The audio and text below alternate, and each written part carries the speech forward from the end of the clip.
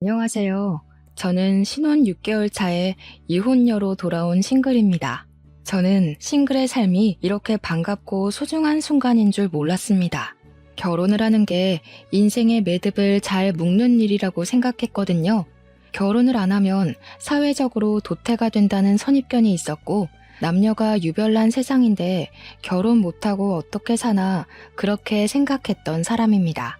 역시 사람은 누구나 불완전한 존재이기 때문에 뭐든 확신해선 안 되는 거였는데, 제가 참 많이 자만을 했었다고 이번 기회를 통해 깨닫게 되었어요. 결혼, 그거 꼭 필요한 거 아니더라고요. 내게 필요하다면 습득해도 될 문화 정도인 게 결혼이 아닌가, 이젠 그렇게 생각해 봅니다. 저는 일단 결혼을 통해서 대인 사람입니다. 그래서 결혼이 인생에서 필요 없다는 결론을 내렸고, 제 이름 석자를 더 뜻깊게 남기고 100세 인생 마무리하는 것이 행복한 일이라고 마음을 바꿨어요. 인생이 얼마나 긴데 한 가지만 바라보고 가겠습니까? 이렇게 변심하기도 하는 거죠. 그래서 저는 저를 위해서 남편을 과감하게 버렸습니다. 그런 나쁜 놈은 함부로 방생하면 안 되는 건데, 저 말고 다른 피해자가 나오지 않기만을 바라는 마음으로 이 사연을 쓰게 되었어요. 비록 몽타주를 설명해드리진 못하나 이런 썩을 놈도 같은 하늘 아래 존재한다는 걸 꼭 기억하셔서 몸살이시길 바랍니다. 제게는 가난하지만 성실하고 목표만 꾸준히 바라보며 달리는 남편이 있었습니다. 남편은 가난하다는 말 그대로 태초부터 형편이 좋지 못했던 사람이었어요. 일단 남편은 고아입니다. 어릴 적 일찍 부모님을 잃고 혼자가 되었다고 했어요. 남들은 캠퍼스 생활 누리려고 설레하며 성인이 되길 기다릴 때, 남편은 조금 다른 의미로 성인이 되기만을 기다렸습니다. 부모님 없이 홀로 서기를 빨리 시작했던 남편은 일단 돈이 필요했다고 했어요.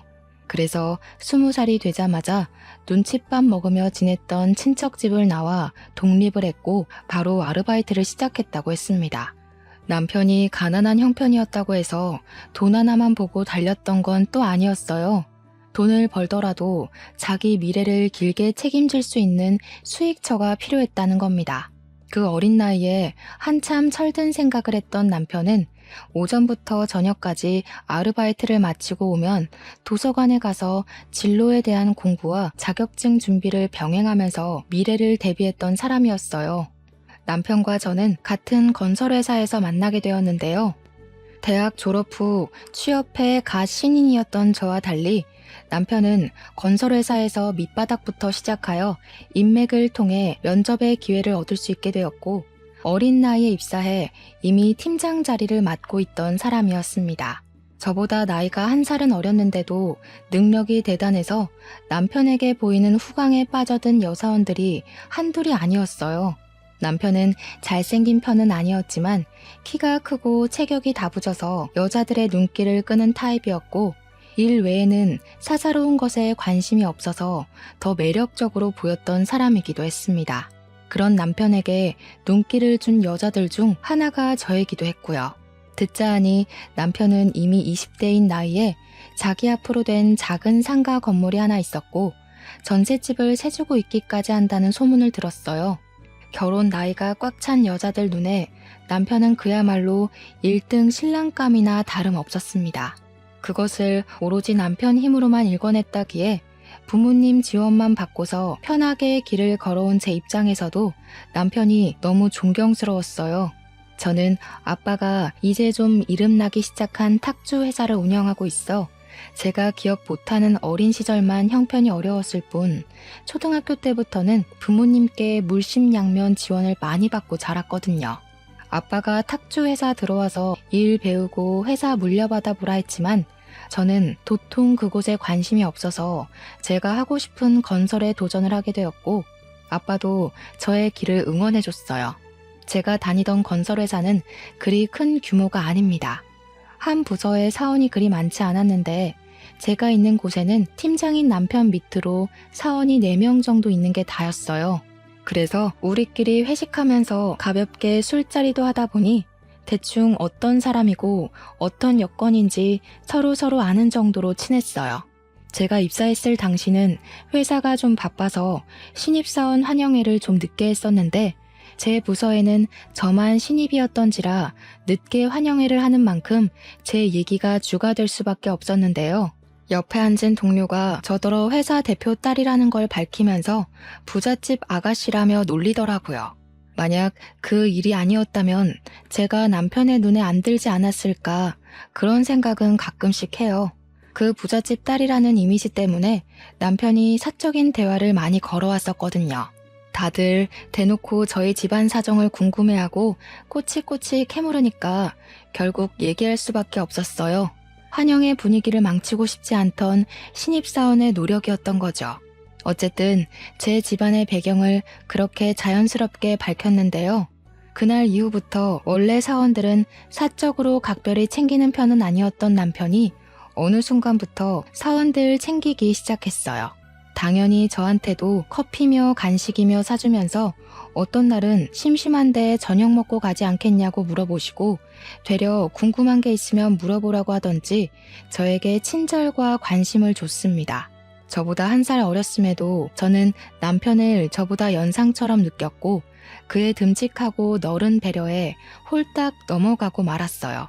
처음에는 남편이 주는 호의를 저 혼자 착각하는 감정이라 생각했지만 한 1년이 지나니까 남편이 제게 고백을 해줬고 저희는 그때부터 결혼을 전제로 만났습니다.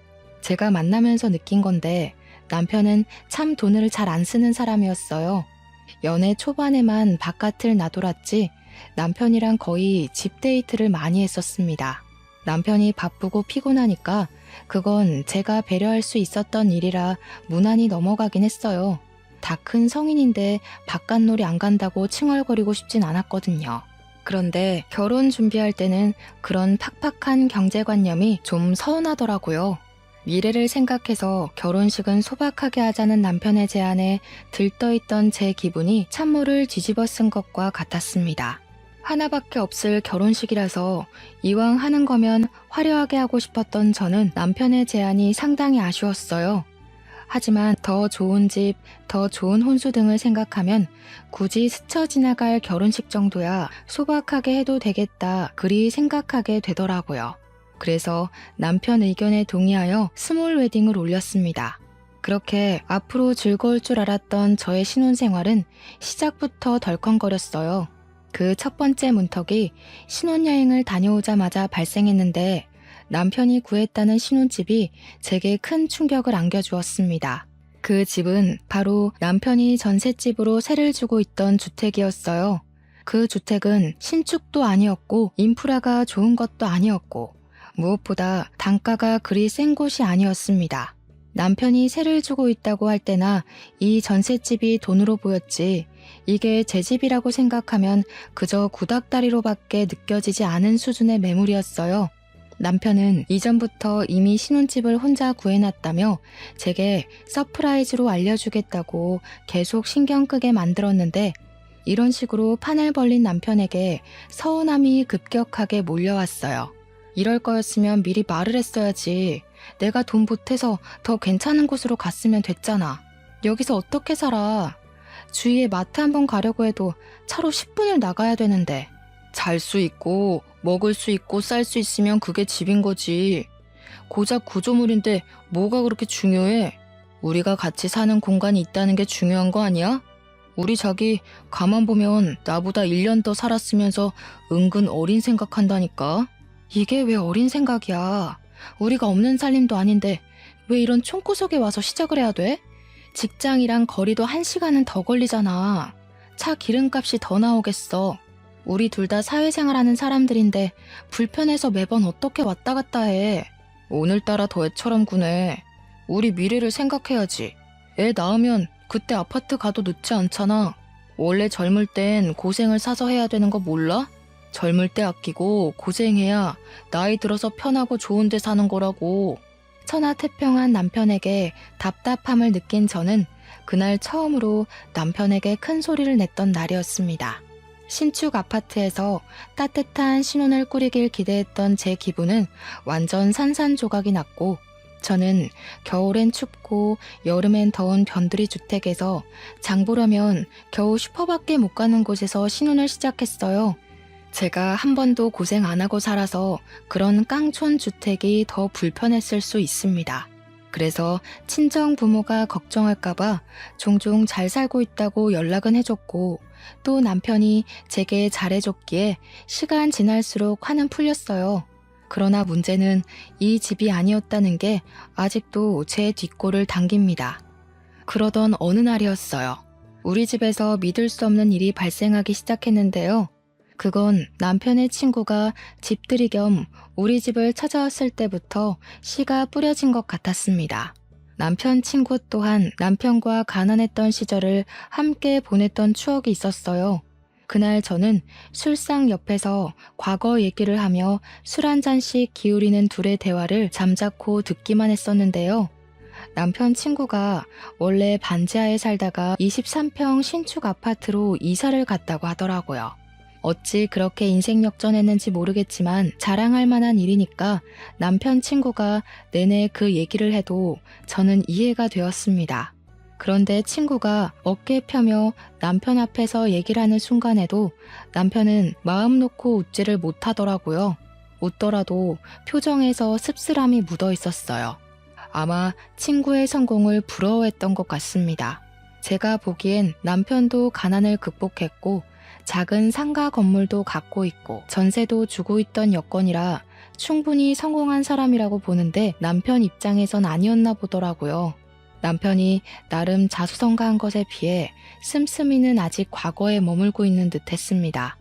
그러니 고생한 만큼 스스로 보상을 마련한 친구와 달리 여전히 집 하나 사는 것에도 과감하지 못했던 거 아니겠습니까? 그걸 생각하니 남편의 속사정이 안쓰러웠고 철없이 집투정 부렸던 제 자신을 반성까지 했었어요. 그런데 술이 한두 잔 들어가고 나서부터는 제가 좀 기분 상할 일이 생겼는데요. 제가 자리를 비우기만 하면 남편 친구가 남편한테 수상쩍게 속닥거리더라고요. 한두 번은 모른 채 해줬지만 제가 자리에 앉을 때마다 입을 싹 다무는 걸 보곤 나중에는 치사해서 직접 물어봤어요. 뭔데 그렇게 둘만 재밌는 얘기하냐고 나도 말해주라고 살갑게 굴었더니 남편 친구가 껄껄 웃었고 남편은 아무것도 아니라면서 술만 마셨습니다. 그런데도 남편 친구의 주둥이는 술이 들어간 탓에 쉽게 열렸어요. 재수씨, 좀 사는 집 딸이라면서요? 이 자식한테 제일 큰 복이 재수씨 같은데 이 자식이 워낙 우직하잖아요. 돈 많은 와이프 덕을 못 누리는 것 같아서 불쌍해가지고 마누라 덕 좀 보라고 꼬시는 중이었어요. 친구분이 하는 말이 제게 무례일 수도 있지만 저는 그것보다 남편의 기분이 더 신경 쓰였습니다. 세상에 돈 아끼면서 자존심 세우는 남자들이 어디 있겠습니까? 남자라면 한 번쯤은 돈을 팍팍 쓰면서 남들에게 동경 어린 눈빛도 받고 싶고 대단한 대우받고 싶고 그렇잖아요.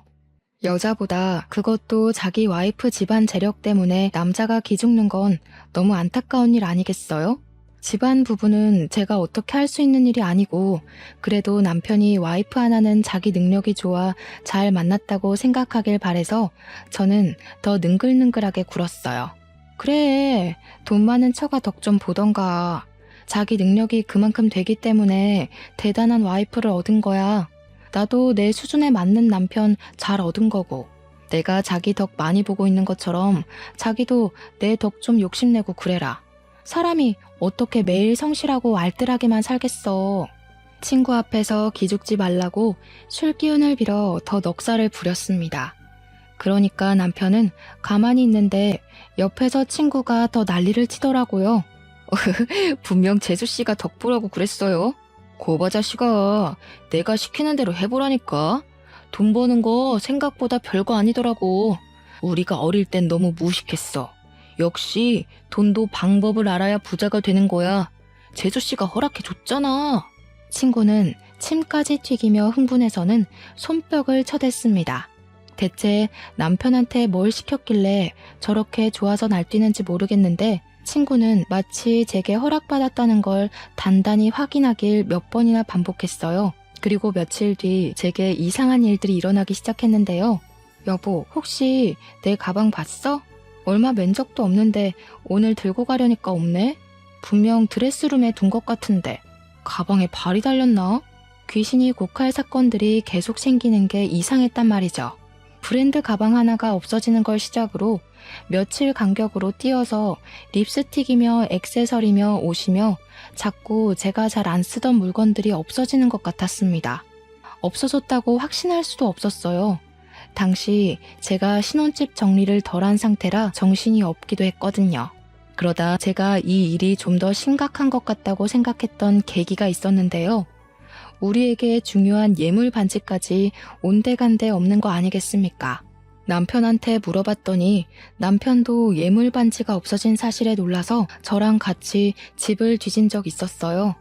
아무래도 우리 집에 도둑이 드나 봐. 보안이 허술해서 그런가? 도둑이 아니고서야 이건 설명할 길이 없어. 그냥 경찰에 신고해야겠다. 오버한다. 뭘 그렇게까지 해. 그러다 이게 우리 실수면 경찰들만 고생시키는 거잖아. 누가 들락거리는 흔적이 확실하면 그때 신고하자. 짐 정리하다 보면 나올 수도 있으니까. 확신도 없는 일로 경찰을 부르는 건 매너가 아니라는 남편 말도 일리가 있어서 일단 저는 그날 뒤로 집 보안 문제에 크게 신경을 썼습니다.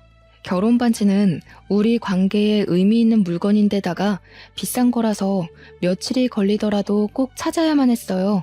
반지 때문에 집 정리도 더 빨리 정돈할 수 있었어요. 구석구석 찾아야 했으니까요. 그렇게 시간만 흐르던 어느 날 기념일도 아닌데 남편이 처가 얘기를 먼저 꺼냈어요. 다짜고짜 우리 엄마 생신 아니냐면서 처가에 가자고 하더라고요. 저희 부모님을 생각하는 남편의 마음이 고맙긴 했지만 저희 엄마 생신은 아니었던지라 남편한테 친정 갈 필요 없다고 했습니다. 그런데 남편이 그래도 친정을 가자고 말하는 거 있죠? 친정 가자고 졸랐던 적은 처음이라서 저도 좀 당황스러웠어요. 누가 보면 장인장모랑 아주 각별한 사이인 줄 알겠어? 결혼식 때도 낯가리던 사람이 갑자기 왜 이렇게 살갑게 군대? 당신 부모님이잖아. 이젠 나한테도 부모님이나 마찬가지고. 두 분 얼굴 뵙고 싶으니까 그러지. 우리 신혼 다녀온 뒤로 한 번도 안 찾아가 봤잖아.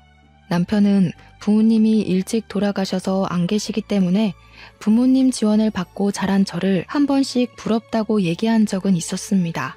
그러나 그건 그거고 그렇다고 처가에 자주 가고 싶다고 한 적은 없었어요.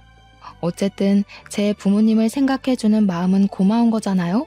그 순간 저는 남편에게 좀 더 마음이 커졌어요. 처가 가자는데 감히 싫다고 할 와이프가 어딨겠습니까? 되레 신이 난 저는 바로 친정에 전화해 날을 잡았습니다. 그리고 그 주 주말 친정에 가려고 며칠 전부터 들떠 있었어요. 오랜만에 가는 거라서 이래저래 복장도 신경 쓰고 싶었습니다. 그래서 저는 작년에 엄마한테 받은 신발을 신고 가려고 옷장에 넣어놓은 신발 박스를 찾았어요. 근데 그게 또 없더라고요. 한동안 잊고 있던 도둑 사건을 다시 떠오르게 만들어준 순간이었어요. 저는 등골이 싸한 기운을 느끼며 남편한테 곧장 물어봤지만 모른다는 답변이 날라올 줄 알고 있었습니다. 남편은 제 물건이 어디에 있고 뭐가 있는지 잘 모르는 사람이거든요. 여자 물건에 관심도 없고요. 아무래도 친정 다녀오고 나서 진지하게 신고를 해봐야겠다고 마음을 먹었어요. 제가 한참 도둑 고민으로 심각해 있을 때 남편은 집들이 온 친구랑 뭘 그렇게 자주 연락을 하는 건지 누가 보면 둘이 부부인 줄 알 정도로 문자를 계속 주고받고 있었습니다. 저희는 웬만하면 연락 가지고 간섭 안 하려고 서로 신경을 끄고 살았거든요. 근데 남편이 그 친구 때문에 밥 먹을 때도 수시로 폰을 보고 전화도 자주 하는 걸 보니 여간 신경 쓰이는 게 아니더라고요. 어쨌든 그날은 구두를 온종일 찾았지만 결국 당일까지 찾지 못해서 그냥 다른 구두를 신고 집을 나섰습니다. 친정에 갔더니 바쁜 우리 아빠는 집에 없고 엄마만 우리를 반겨주었는데요. 엄마는 결혼 전에도 듬직한 연하 남편을 기특하게 생각했었어요. 나이도 어린데 부모 없이 자수성가했다고 엄청 자랑스러워했습니다. 우리 집에 남동생이 하나 있으니까 마치 둘째 아들 보는 것처럼 남편을 귀하게 대우해줬죠. 평소 알뜰살뜰한 엄마는 남편만 등장하면 돈을 팍팍 질러서 비싼 음식을 많이 대접했어요. 사위가 먼저 살갑게 무꾸러도 사위를 꿀 떨어지게 보는 엄마였는데 처가가 보고 싶어서 그냥 왔다는 사위의 태도는 또 얼마나 예뻐 보였겠습니까? 그래서 엄마 눈에 저는 안 보이는지 남편만 챙기며 난리가 났더라고요. 유난스럽긴 했지만 그 모습이 보기 좋아서 저도 내심 뿌듯했고 엄마한테 더 애교를 부렸어요. 한참 분위기 좋게 저녁 식사를 마친 저는 엄마랑 같이 자리를 정리하고 설거지를 하기 위해 주방에서 분주하게 있었습니다. 그때 남편이 화장실 간다고 잠깐 자리를 비웠는데요. 제가 설거지를 다 끝냈는데도 한참이나 안 오는 겁니다. 엄마도 못 봤다고 하길래 제가 나서서 남편을 찾았으나 남편이 아예 집에 없다는 걸 알았어요. 당황해서 남편한테 전화를 걸었더니 잠깐 담배 때문에 밑에 내려왔다고 하더군요. 그런가 싶어서 넘겼는데 담배를 만들어서 피는 건지 몇 분이 지나도 안 올라오는 거 아니겠어요? 엄마가 그만 시간도 늦었는데 더 늦기 전에 얼른 돌아가 보라고 하더라고요. 아무래도 남편한테 바쁜 일 생긴 것 같다면서 말이죠. 진짜 무슨 일이라도 생긴 건가 싶어서 저는 엄마한테 홀로 인사를 올리고 남편 차가 있는 곳으로 내려갔어요. 남편이 트렁크 쪽에서 뭘 하고 있는 겁니다. 뭐 하냐고 물으면서 다가가니까 남편이 깜짝 놀라며 트렁크를 쾅 닫아버리더라고요. 이미 그것만으로도 너무 수상쩍었어요. 뭔데 그렇게 놀라서 숨기냐고 물었는데 남편은 그저 아무것도 아니라고 왜 내려왔냐는 말만 했습니다. 최대한 침착하게 대응하려는 것 같은데 처음 보는 남편의 당황한 얼굴이 자꾸 제 기분을 찝찝하게 만들었습니다. 일단 모른 척하고 집에 돌아왔어요. 그리고 남편이 잘 때까지도 저는 트렁크 생각만 하며 밤잠을 설쳤습니다. 그날을 놓치면 영영 트렁크 의문을 해결 볼 수 없을 것 같던 저는 끝내 남편이 잠든 새벽에 몰래 일어나 집 밖을 나갔어요. 남편 차 트렁크를 열고 휴대폰 플래시를 비춰 안을 들여다봤습니다. 이것저것이 많았는데 주로 공구 상자나 회사에 필요한 짐들이더라고요. 진짜 별거 아니었나 싶어 뒤지는 걸 포기하려던 와중에 순간 제 눈을 사로잡은 작은 주머니가 보였어요. 다른 짐들과 어울리지 않게 고급진 것이 붉은색 벨벳 재질로 되어 있어 더 시선이 갔습니다. 그걸 집어서 열어본 순간 저는 그동안 없어졌던 제 물건의 진상을 눈치채게 되었어요. 그 주머니 안에는 황당하게도 제 친정 부모가 예물로 맞췄던 반지 한 쌍과 잃어버렸던 우리 결혼 반지까지 들어있는 겁니다. 이걸 보는 순간 이걸 급급하게 숨기던 남편 행동도 떠올랐고 당황하던 남편 얼굴도 떠올랐습니다. 그건 즉 남편이 이걸 훔쳤다는 말밖에 되지 않는 증거였어요. 도대체 이게 왜 남편 트렁크에서 나왔는지 궁금했습니다. 남편의 짓이 맞는다면 남편이 왜 이런 짓을 했는지도 궁금했어요. 그냥 넘기면 안 될 것 같다는 생각이 강하게 들어서 저는 서둘러 집에 들어가 남편을 깨웠습니다. 남편이 피로한 기색으로 일어났는데 제가 그 사람 눈앞에다가 바로 주머니를 들이밀었어요. 왜 우리 반지랑 부모님 예물 반지가 당신 차에 있냐고 따졌습니다. 그러자 남편이 화들짝 놀라면서 그 주머니를 뺐더라고요. 이걸 왜 당신이 들고 있어? 설마 내 차 뒤진 거야? 왜 남의 차를 함부로 뒤져? 진짜 소름 끼친다. 나 자는 사이에 차키 빼돌려서 차를 열어본 거냐? 당신이 도둑이야? 지금 누가 누구더러 도둑이래? 당신 입에서 그딴 소리가 나오는 게 맞다고 생각해? 우리 결혼 반지 어디 있는지 모른다면서. 그럼 이건 뭔데? 왜 거짓말해? 그동안 내 물건 안 보이는 것도 다 당신 짓이었어? 무슨? 잘 알지도 못하면서 생사람 잡지 마. 다짜고짜 새벽에 사람 깨워서 왜 이래? 앞으로 내 허락 없이 내 물건 손대지 마라. 아무리 부부라도 선은 지켜야지. 남편은 끝까지 자기 짓을 발뺌했어요. 그런 모습은 제가 의심하고 있는 정황이 사실이라는 걸 확인시켜주는 꼴밖에 안 되었습니다. 그래, 억울해 보이는데 그럼 법적으로 논해봐야지.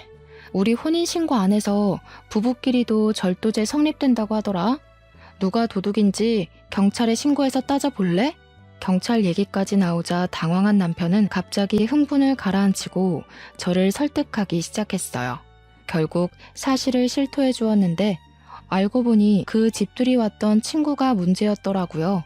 그 친구가 여자친구들을 여러 명 갈아치우면서 여자친구 물건을 몰래 훔쳐 중고 사이트에 하나둘씩 팔아서 돈을 벌었다고 하는 겁니다. 직장인 여자라면 명품 하나쯤은 작게라도 들고 있기 때문에 그걸 노리고 그런 짓을 했다네요. 그렇게 도둑질을 해서 번 돈으로 23평 아파트를 구했던 건데 그 친구가 집들이 왔을 때 남편한테 그 사실을 몰래 밝혔던 거였어요. 그때 그 친구가 저한테 분명 허락한 거라고 몇 번이나 확인 사살한 이유도 그제야 이해가 갔습니다. 그렇다고 도둑질을 똑같이 하는 정신 나간 놈이 어딨어. 당신 거지야? 남의 물건에 손대는 거 당연히 범죄라는 거 몰라? 나이도 먹을 만큼 먹은 사람이 대체 뭐가 아쉬워서 그런 짓을 해? 남이라니 우리가 왜 남이야? 그래, 네 물건 좀 손댔다. 솔직히 네가 잘 안 쓰는 걸로만 골라서 판 거야. 지금 안 쓰는 거면 나중에도 안 쓰는 거잖아. 아끼면 똥 되는 거 묵혀둬서 뭐해. 안 쓰는 거 팔아서 필요한 사람한테 도움되면 좋지. 그 반지도 우리를 위해서 쓰려고 했다고. 이번에 신상 게임기 한정판으로 나왔거든? 그거 하나만 사자. 우리 부부는 같이 할 만한 취미가 너무 없어. 이러면 오래 못 간대. 게임기? 이 와중에 게임 소리가 나와? 그리고 우리 결혼 반지가 왜 쓸모없는 거야? 어떻게 그걸로 게임기 사자는 소리를 할 수가 있어? 정신 나간 게 아니고서야 처가까지 가서 도둑질하는 게 말이 돼? 우리 부모님이 당신을 얼마나 아들처럼 생각했는데 우리가 목돈이 없기래 가난하기래 건물까지 가진 사람이 대체 왜 그랬냐고. 그러자 여기서 놀라운 사실을 하나 더 알았는데요. 남편이 말하길 건물은 자기 단독 명의가 아니라고 하더라고요. 7대3으로 계약이 된 건데 그 와중에 7은 남편의 또 다른 친구 몫이었고 남편은 3의 지분만 갖고 있는 상태라 했습니다. 불행 중 다행인 건 이 허름한 주택은 남편 개인의 것이 맞다고 하더군요. 어쨌든 그게 뭐가 중요한가요? 제가 알고 있던 남편의 재산과 실제 확인된 남편의 재산이 확연히 다른걸요. 기가 막혀서 왜 그런 사실을 숨겼냐고 따졌더니 그럼 제가 결혼을 안 해줄 것 같아서였다네요. 그 순간 우라통이 터져서 남편의 머리통을 한 대 쥐어박아 버렸습니다. 무슨 그런 철딱선이 없는 변명이 다 있어? 결혼 때문에 재산을 속여? 그래서 지금 내 물건까지 훔쳐서 돈을 벌어들였다는 거냐? 아, 서운하게. 결혼했는데 네 돈 내 돈이 어딨어? 서로 상부상조하는 셈인데 뭘 그렇게까지 생각해. 그리고 너 돈 많잖아. 굳이 내가 갖다 판 물건 아니더라도 먹고 사는데 지장 없으면서 나 좀 도와주면 안 되냐? 나 좋자고 그랬는 줄 알아? 다 우리 식구 잘 먹고 잘 살려고 돈 좀 불려보려던 건데 어떻게 외조를 도둑질이라고 할 수가 있어. 나야말로 서운하다. 외조? 도둑질이 상부상조라고? 내가 이 집 다 갖다 팔고 내조했다고 하면 너 같으면 이해가 되겠냐? 아무리 돈을 원해도 그렇지. 그럴 거면 차라리 나한테 빌려달라고 하던가. 어떻게 도둑질을 따라할 수가 있어. 그 친구 짓이 쓰레기인지 아닌지도 구분 못해? 똥인지 된장인지 꼭 처먹어봐야 아냐고. 남편은 자기 친구를 무시하지 말라며 제게 누나를 불아렸습니다. 그러면서 남자 자존심에 여자한테 돈 빌리는 짓은 절대 못한다며 저더러 남자 마음도 이해 못해주는 와이프 취급하길래 답답해서 정강이까지 걷어차줬어요. 도둑질하는 친구도 친구지만 그걸 기발하다고 첫 따라하는 네가 더 가관이다. 이런 도둑놈 새끼를 자수성가했다고 존경한 내가 등신이지. 꼴도 보기 싫으니까 당분간 연락하지 마. 저는 남편에게 생각할 시간 좀 갖자고 하고 집을 나서려고 했어요. 그러니까 진짜 말문이 막혔던 게 남편이 저를 붙잡고 매달리면서 갈 땐 가더라도 반지는 주고 가라고 하는 거 아니겠습니까? 무슨 이런 거지 새끼가 다 있나 싶어서 발등을 콱 밟아버리고 나와버렸어요. 비명을 지르는 남편을 홀로 두고 바로 친정으로 내려와 버렸습니다. 친정 부모에게 반지를 돌려주면서 남편과 있었던 일들을 밝혔는데 친정엄마가 좀 많이 충격을 받았고 친정아빠는 자리를 들고 일어나 노발대발 화를 냈어요. 당장 사위 부르라고 전화를 하려고 하길래 제가 겨우 진정을 시켰습니다. 제가 남편 꼴을 보기 싫은 것도 있었고 돈에 눈돌아 있는 남편을 아빠가 잘못 건드렸다가 아빠 명예까지 실추되는 일이 생길까봐 걱정되어서 말려야만 했어요. 근데 남편이 먼저 찾아왔더라고요. 친정에 찾아와 용서를 막 구하는데 그때 친정 아빠의 반응이 걱정되었지만 다행히도 아빠는 사위에게 손찌검은 하지 않았습니다.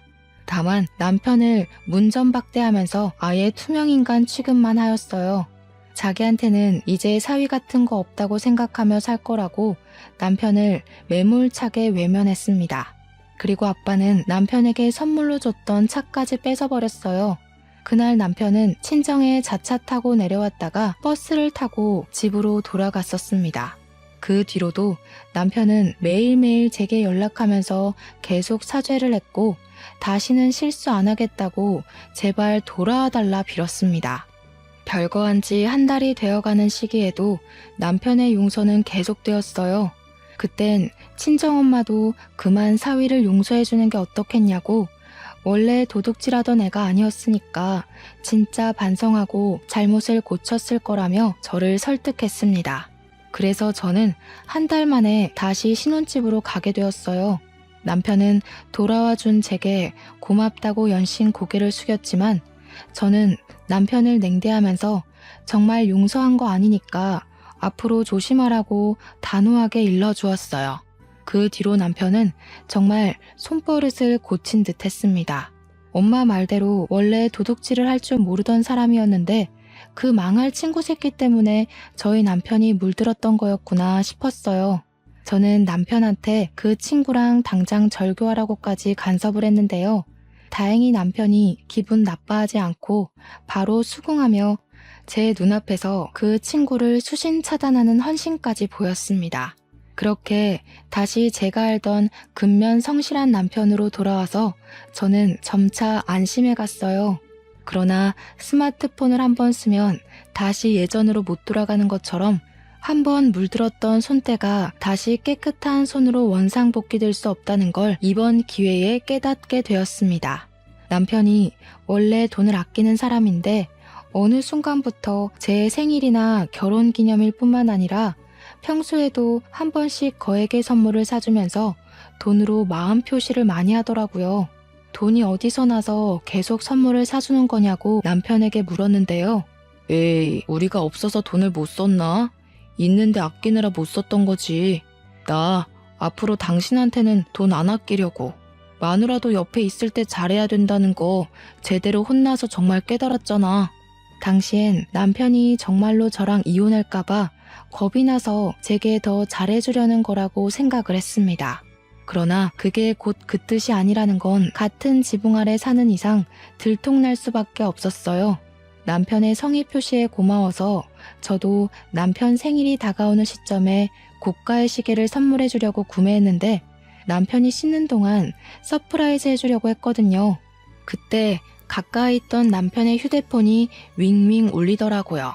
남편 베개 밑에 시계 상자를 숨기려다가 은연중에 남편에게 온 문자를 봤는데요. 무슨 애누리랑 배송 관련된 메신저 몇 개가 나열되어 있었고 또 그 위로는 의문의 여자들 문자까지 화면을 꽉 채우고 있었습니다. 남편 휴대폰 비밀번호를 몰라 자세히 확인해보진 못했지만 미리 보기로 떠있는 문구들만 자세히 봐도 이게 무엇을 뜻하는지 눈치챌 수 있었어요. 이 정신나간 놈이 바람을 피우는 것 같더라고요. 연락하는 여자가 미리 보기에만 4명이 있었고 중고 제품 산다고 연락 온 사람들은 무려 10대명은 되어 보였습니다. 불륜 사실 때문에 머릿속이 새하얘져서 다른 건 신경 못 쓰고 있었는데 그 순간 설마 싶은 생각이 뇌리를 스치는 겁니다. 남편이 제게 사줬던 수많은 선물의 출처가 의심스러웠어요. 설마 내 물건을 훔쳐서 팔았던 것처럼 이 여자들 물건을 도둑질해서 번 돈으로 사온 선물이었나 싶더라고요.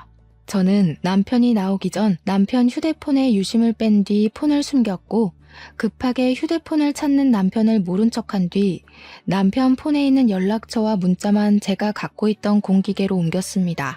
샅샅이 살펴보니까 내막은 더 가관이더라고요. 제가 미리 보기로만 봤던 여자들은 일부에 불과했고 동창부터 직장 후배에 신입사원에 소개받은 여자들까지 전부 남편이랑 사귀는 건 아닌데 썸 비슷한 관계를 유지하고 있는 듯 했어요. 그리고 웃기게도 이들에게서 온 문자에는 공통점이 있었는데 전부 다 하나같이 내 물건 뭐 없어졌는데 혹시 본 적 있냐고 묻는 질문이 한 번씩은 들어 있었습니다. 아니나 다를까 애누리 물어보는 사람들의 문자까지 확인을 해봤거든요. 진짜 경악을 금치 못했어요. 여자 명품 물건들을 찍은 사진과 함께 남편의 장사치 말솜씨가 아주 화려하게 펼쳐져 있더라고요. 너무 기가 막혔던 저는 남편한테 말도 안 하고 그 수많은 여자들의 문자를 전부 캡처했습니다. 진작에 이혼을 했어야 하는 건데 제 판단 실수로 본의 아니게 2번 상처를 받아버렸잖아요. 그래서 제가 더 눈에 뵈는 게 없었어요. 분노 때문에 눈앞이 하얘진 경우를 처음 겪어보았습니다. 더 이상 이런 도둑놈 새끼를 눈 감아줄 여유가 없었기에 이제 남편을 놓아주기로 결심했어요. 그래서 이혼 소송하기 전 일단 상간녀 소송을 몰래 진행해버렸습니다. 그리고 며칠 뒤 남편에게 생일 선물로 여행을 가자고 꼬셨어요. 그래서 휴가를 연달아 낸 남편은 여행 당일 그저 신이 난 채로 제게 또 선물을 주었습니다. 명품 립스틱이었는데 잘도 포장을 해왔더라고요. 아마 도둑질에서 번 돈으로 구매했겠죠. 어쩌다가 자수성가 남편이 도둑놈으로 전략한 건지 그런 남편을 둔 제 처지가 너무 비참해서 한숨밖에 안 나왔습니다. 한시라도 빨리 갈라서고 싶어 미치는 줄 알았어요. 남편이 여행 때문에 당일을 기다린 것처럼 저도 남편과 제대로 쪽내기 위해 당일을 기다렸습니다. 그러니까 남편과 함께 공항을 찾은 그날은 여행도 뭣도 아니고 사실 남편과 작별하는 날이었어요. 제가 그쪽으로 소송했던 상간녀들을 다 불렀거든요. 저는 사람들이 가장 많이 오가는 곳에 남편을 세워둔 뒤 남편한테 잠깐 화장실 한번 다녀오겠다고 하고 홀로 공항을 빠져나왔습니다. 입구에서 상간녀들이 나타나기까지 기다리고 있었는데 멀리서부터 한 손에 봉투 하나씩을 쥔 여자들이 우르르 오고 있더라고요. 자기네들끼리도 남편한테 다른 여자가 있다는 걸 그날 처음 확인한 듯 했습니다. 그래서 더 전이에 불타있는 눈빛들이었어요. 저는 그냥 이대로 돌아가려고 했는데 남편이 어떻게 개망신을 당하는지 보고 싶더라고요. 그래서 몰래 상간녀들 뒤를 따라가 봤더니 보안 직원까지 나타난 곳에서 남편이 신명나게 두들겨 맞고 있더군요. 들어보니까 상간녀들 손에 쥐고 있는 종이는 제가 보냈던 소송장이었어요. 문어다리 걸치다가 들통나서 그대로 처맞고 있는 남편이 얼마나 웃기고 하찮던지 동영상도 찍어뒀습니다. 그 뒤로 폭풍 같은 시간을 보낸 남편한테서 연락이 왔지만 저는 이미 그 사이 제 짐을 다 빼고 친정으로 옮겨간 후였어요. 남편이 상간녀들에게서 용케 도망쳐 집에 왔나 보더라고요. 제 짐이 없으니 놀랐을 겁니다. 남편 전화를 받지 않다가 저녁 때쯤이 돼서야 전화를 받아봤는데 역시나 바로 원성을 높이더군요. 야, 제정신이야? 네 짓이지? 내가 공항에서 무슨 짓을 당했는지 알아? 당장 와서 해결해라. 너 때문에 그 정신 나간 년들이 집 앞에서 진을 치고 있다고.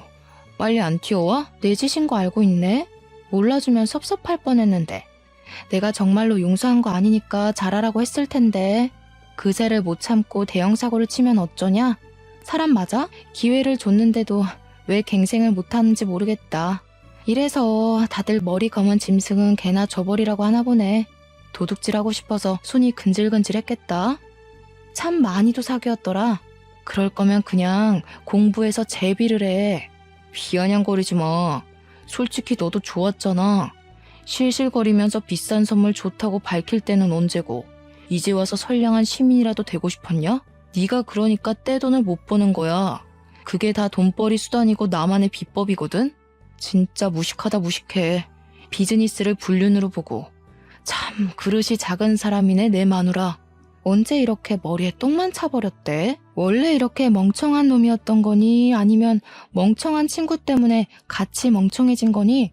너무 당당한 것 같으니까 변호사 선임해서 스토리 한번 잘 짜보지 그래. 내 눈엔 네가 그냥 도둑질하고 바람 피우는 찌질이로밖에 안 보이거든. 네가 승소하면 내가 머리 숙이고 사과해줄게. 그래, 말 잘했다. 누가 지질지질 짜면서 머리 숙이게 될지 한번 해보자. 패소하면 우물한 개구리처럼 살지 말고 반성 좀 해. 넌 생각이 짧아도 너무 짧아. 같이 사는 내내 수준 떨어져서 나까지 개구리 되는 줄 알았잖아. 남편이야말로 비아냥대면서 저를 속 좁은 사람으로 몰아갔는데 진짜 소송에서 이길 수 있다고 생각을 했던 건지 뻔뻔하게 변호사를 선임하긴 했더라고요. 제가 남편을 절도죄로 신고하고 이혼 소송까지 했거든요. 그런데 솔직히 도둑놈 심보가 정의일 리 없지 않습니까? 당연히 법정은 제 손을 들어줬어요. 남편이 저지른 범죄가 생각보다 죄질이 심각한 버릇인데 남편한테서 반성하는 기미도 안 보였고 오히려 제 요구로 모자라 변호사까지 엉터리라고 난동을 부리는 바람에 법정에서 더 불리하게 작용되었습니다. 안타깝게도 그놈의 자존심은 판사의 판정까지 인정을 못해 모독을 했네요. 어쩔 수 없이 법정 모독죄까지 포함이 돼버렸죠. 그리고 소송당했던 상간녀들은 남편이 수많은 여자랑 바람을 피우는 줄 몰랐다고 자기도 피해자라면서 항소를 했지만 남편이 유부남인 건 알면서도 접근한 건 명백히 부정행위이기 때문에 소송이 성립된다고 해 위자료를 뱉어야만 했습니다. 그것에 상간녀들이 정말 돌아버렸더라고요. 생돈 날려서 화났는데 남편이 자기들 물건을 훔쳐서 팔았다는 사실을 알고는 못 참고서 남편을 절도죄로 다 신고해버렸어요. 결국 남편은 징역을 면치 못하게 되었습니다. 그리고 이 와중에 황당한 건 남편이 자기 친구까지 고발해버렸다는 겁니다. 친구 때문에 자기가 물든 거라고 친구 탓을 하는 거 아니겠습니까? 그래서 친구도 나란히 징역을 살게 되었어요. 참 얄팍한 우정이지 않나요? 그런 얕은 우정 때문에 인생이 나락으로 가버렸으니 얼마나 쪽팔린 일입니까? 원래 나쁜 사람이 아니었다고 하더라도 사람 변하는 건 정말 가늠 못할 일인 것 같습니다. 누가 사람은 안 변한다고 했나요? 사람도 다 변하더이다. 내가 알던 사람이 아닌 것 같은 순간 때문에 10년 친구, 20년 친구랑도 갑자기 인연을 종결짓는 거 아니겠어요? 세상에서 사람이 제일 무섭다고 하더니 이번 일을 통해서 그 말을 가장 뼈아프게 느꼈습니다. 전 남편이랑 관계가 더 길게 갔다면 아마 도둑질을 넘어서 또 다른 무언가가 저를 더 힘들게 했을지도 몰라요. 지금도 전 남편한테 시간과 마음과 물질을 도둑맞은 게 억울하기만 한데 여기서 더 갔다고 생각하면 오금이 저립니다. 친정엄마는 이제 저더러 결혼하지 말라고 하세요. 그리 좋게만 보이던 사람이 어떻게 그런 나쁜 사람이었을 수가 있냐면서 사위 때문에 뒤통수를 크게 느낀 것 같더라고요. 친정엄마가 그 트라우마 때문에 사람을 잘 못 믿게 되었어요. 그 모습을 보는데 우리 가족한테까지 상처를 준 전 남편이 아주 오랫동안 징역살이를 하면서 햇빛을 못 봤으면 좋겠다는 생각이 들더군요. 지나치다 우연히 마주쳤는데 그 자식이 저를 아는 채 안다? 그럼 바로 귀싸대기를 날려줄 생각입니다. 여러분들도 늘 주위에서 사람 사귀셨으면 좋겠어요. 항상 좋은 사람들만 꼬이길 바랄게요. 제 사연은 여기까지였습니다. 들어주셔서 감사해요.